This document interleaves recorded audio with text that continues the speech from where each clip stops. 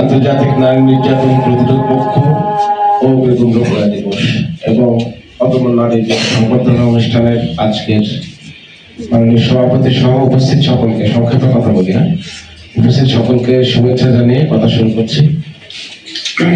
Sir যেরকম নতুন, আমিও কিন্তু নতুন, আপনারা হয়তো আমার সাথে এখনো পরিচিত হতে পারেননি। আমার নাম হচ্ছে মোহাম্মদ সাইফুল ইসলাম সরকার, আমার বাড়ি হচ্ছে নাটোরের গুরুদাসপুরে। আমি 3 দিন আগে জয়েন করেছি এখানে, আপনাদের সকলের সহযোগিতা চাই। তো নারী নির্যাতন বিষয়ে কথা বলতে গেলে একটা কথা আসে, কথাটা ইংলিশেই আসে বেশিরভাগ, সেটা হচ্ছে ডোমেস্টিক ভায়োলেন্স। এই যে গৃহ বিবাদ, এই গৃহ বিবাদ প্রতিরোধের জন্য আমরা কি করতে পারি সে বিষয়টা আছে। আপনারা জানেন যে নারী নির্যাতন বিষয়ক একটা আইন আছে, সেটা 2000 সালে প্রণীত হয়েছে। নারী ও শিশু নির্যাতন দমন বিষয়ক আইন আছে। তাছাড়াও কিন্তু অন্যতা যদি বৃদ্ধি করতে পারি তাহলে কিন্তু এটা সম্ভব। এবং সবচেয়ে বড় কথা, আপনারা দেখবেন যে এই নারী নির্যাতন অনেক ক্ষেত্রে হয় কিন্তু অভাবের তাড়নায়। সংসারে যদি অভাব থাকে তাহলে কিন্তু গৃহ বিবাদটা একটু বেশি হয়। এই জন্য মহিলাদের যদি স্বাবলম্বী করে তোলা যায়, যেমন আজকে আমরা যাদেরকে কমে যেতে পারে।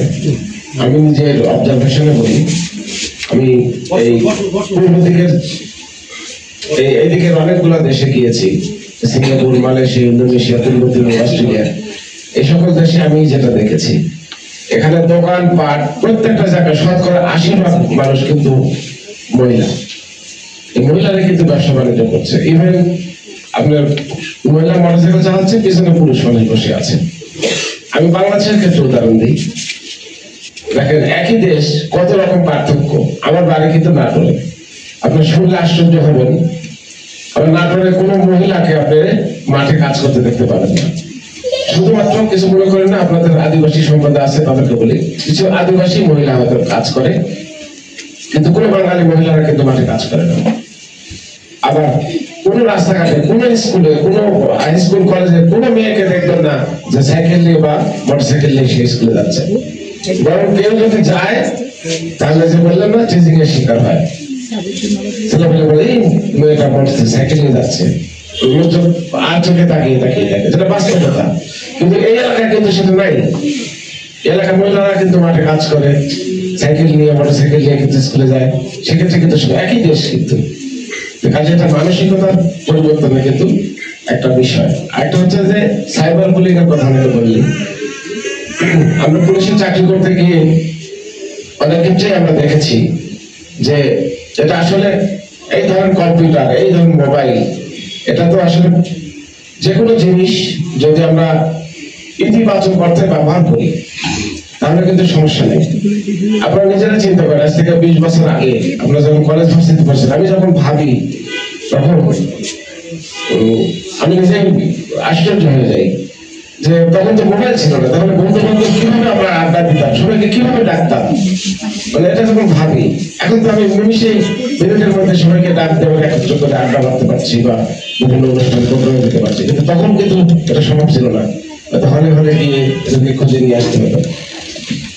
কাজে যে কোনো জিনিসের পজিটিভ দিকও আছে, নেগেটিভ দিক আছে। এখন মোবাইল ব্যবহার করা হয়েছে মানুষের সুবিধার জন্য, কথাবার্তা বলার জন্য, যোগাযোগ রক্ষা করার জন্য। এখন এই মোবাইলটাকেই যদি আপনি ছবি তুলে অনলাইনে খারাপ অর্থে ব্যবহার করেন, মোবাইলটাই যদি ছোট শিশুদের হাতে দিয়ে ফেসবুকের মাধ্যমে একজনের ভালোবাসা করার সুযোগ করে দেন, তাহলে কিন্তু সেই ক্ষেত্রে আপনারা নিজেদের বিপদ নিজেরাই ডেকে আনবেন। অর্থাৎ সচেতনতা বাড়াতে হবে। এটা শুধুমাত্র মেয়েদের ক্ষেত্রে, ছেলেদের ক্ষেত্রে হয় না তা না, কিন্তু মেয়েরাও কিন্তু এই কাজটা করতে পারে। মেয়েরাও কিন্তু উৎসাহী হয়ে একটা ছেলের সাথে প্রেম করতে পারে, যেটা আমাদের পুলিশি লাইফে আমরা অনেক ফেস করেছি যে 15 বছর 16 বছরের মেয়েরা অন্য ছেলের সাথে বের হয়ে যাচ্ছে। হুট করে তো একটা মেয়ের নাম মানে ছবি পাওয়া যায় না, হয়তো কোনোভাবে অনলাইনে কথা বলছে, সে স্ক্রিনশট দিয়ে বা যে কোনোভাবে ভিডিও করে না। এই বিষয়গুলো আসলে সচেতন করা দরকার। বেগম রোকেয়ার কথা কি বলবো, আমার বাড়ির যেখানে ভিটা, সেই ভিটাতে আমি গেছি, অনেক আবেগ আপ্লুত হয়েছি। সেই সময় কালে 1880 সাল থেকে সেই সময় জন্মগ্রহণ করে সেই সময় এই বাস্তবতায় তিনি যে অবদান রেখেছিলেন, সেই ধারাবাহিকতাই হয়তো আমরা অনেকটা এগিয়ে যেতে পেরেছি। তো এই যে জেন্ডার বৈষম্য, এই বৈষম্য দূরীকরণে ওনার যে অবদান, সেই অবদানকে আমি অনস্বীকার্য এবং স্যালুট জানাই।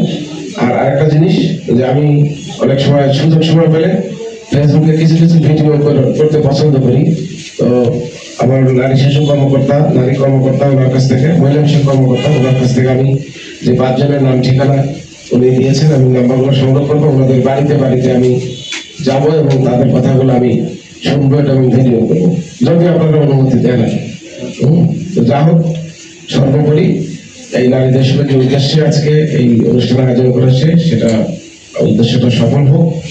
এবং আমি যেহেতু নতুন এসেছি, স্যারও নতুন এসছে, স্যার এবং আমরা আপনাদের তরফ থেকে এই থানা বা ইউনিয়ন উপজেলা প্রশাসনের কাজকর্মে আপনাদের সকলের সর্বাত্মক সহযোগিতা কামনা করে আমার কথা শেষ করছি। আসসালামু আলাইকুম।